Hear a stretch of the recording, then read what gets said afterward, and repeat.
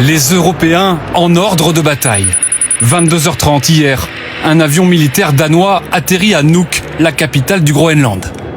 À bord, plusieurs dizaines d'hommes qui s'installent au quartier général du commandement arctique.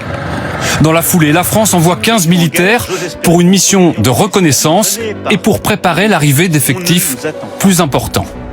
Je vous le dis, au Groenland, territoire autonome du Royaume de Danemark, les Européens ont une responsabilité particulière.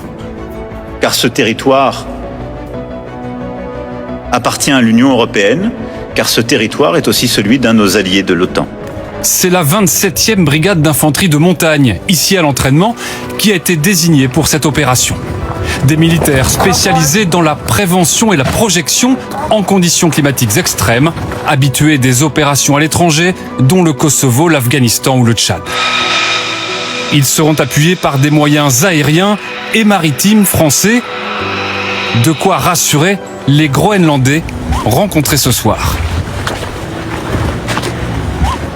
Je pense que c'est bien de savoir qu'on a des alliés et que quelqu'un est prêt à nous défendre. C'est bien ces soldats venus d'Europe et ça montre qu'on est tous ensemble. D'autres États européens vont rejoindre les 15 soldats français avec des effectifs pour l'instant symboliques. L'Allemagne 13 hommes, la Suède 3, la Norvège 2, les Pays-Bas 1.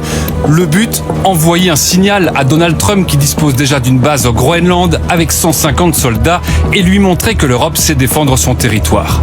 Nos mouvements de forces militaires, aussi peu nombreuses soient-elles, symboliquement assurent au Groenland une protection européenne.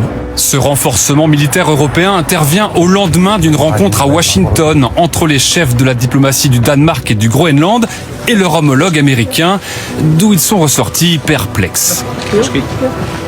Nous n'avons pas réussi à changer la position américaine. Il est clair que le président a la volonté de conquérir le Groenland. Soufflant le chaud et le froid, Donald Trump a redit son objectif de s'approprier l'île, tout en assurant qu'il trouverait une solution avec les Danois avec qui il a, dit-il, de très bonnes relations.